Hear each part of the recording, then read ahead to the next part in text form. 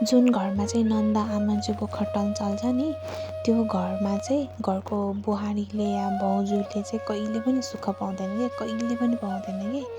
अनि त्यही भएर पनि म के भन्न चाहन्छु भने होइन, दिदीबहिनीहरू तपाईँहरू बिहे गरेर जानु भइसकेको हुन्छ, आफ्नो अर्काको घरमा बिहे गरेर जानु भइसकेको हुन्छ है। तपाईँले बिहे गर्नुभएको छ होइन, आफ्नो बाउ आमा होइन, सासू ससुर तपाईँहरू सबै बिर्सिनुहुन्छ कि। अनि जुन भाउजू बुहारीले गरिरहेको घरमा आएर होइन, राम्रोसँग घरबार चलाइरहेको हुन्छ, अनि जब तपाईँहरू आएर कान भर्नुहुन्छ नि आफ्नो आमा बाउको होइन, अब दाइ भाइको छ होइन, उसको कान भरिदिनुहुन्छ नि त। अनि त्यहाँबाट हो कि सम्बन्ध बिग्रिने। त्यस्तो नगर्नु है कृपया। सबै भनिन्छ नि पृथ्वी गोलो छ, सबैको पालो आउँछ है। त्यही भएर त्यस्तो चाहिँ नगर्नु। तपाईँले अहिले जे गर्नुहुन्छ नि त्यो तपाईँलाई नै पछि रिटर्न हुने चिज हो है, रिटर्न हुने कुरा हो।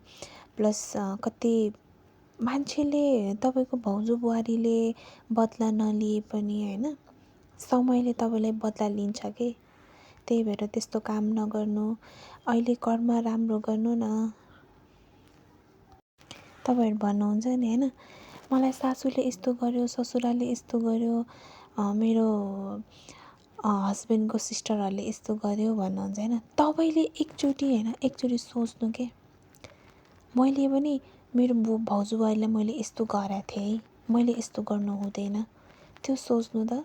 अब आफूले जस्तो भोगिरहेछ अरूलाई त त्यस्तो नभोगोस् भन्ने चाहना हुन्छ नि त मेरो भनौँ भने पनि, प्लस अरू मान्छेहरूको कति प्राय मान्छेहरूको त्यस्तो हुन्छ नि त।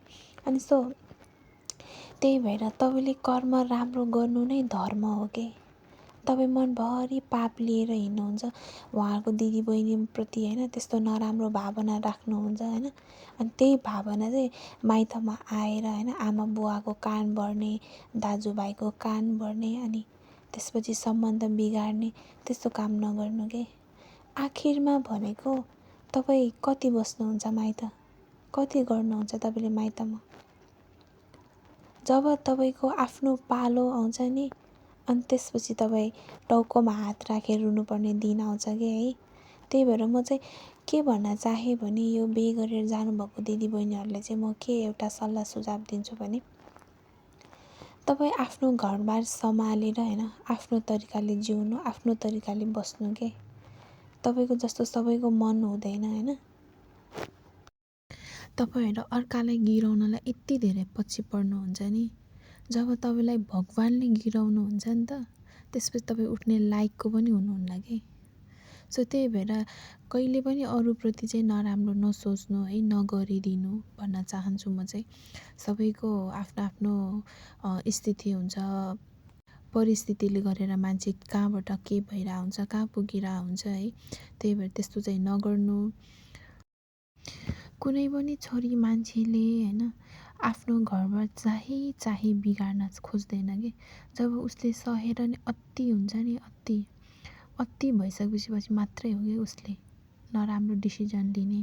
कतिको छोरी मान्छेहरू, कतिको बुहारीहरू होइन, कतिको भाउजूहरू, कतिजना त सुसाइड गर्नुहुन्छ आफूलाई सम्हाल्न नसकेर होइन। अनि त्यो पनि किन गर्यो होला त भनेर बुझ्ने पनि कोसिस गर्नु कि। बुहारीले राम्रो गरिन्जेलसम्म चाहिँ मेरो बुहारी हुन्छ होइन। जब बुहारीले तपाईँहरूले भन्नुभएको वचनहरूको एक वचन मात्र फर्काउनु, रिटर्न गर्नुहुन्छ नि त, त्यतिखेर चाहिँ त्यही बुहारी अलाछिन कुलङ्गार हुन्छ कि तपाईँहरूको लागि। अनि त्यही बुहारी माइतमा हुँदाखेरि लच्छिनको हुन्छ कि।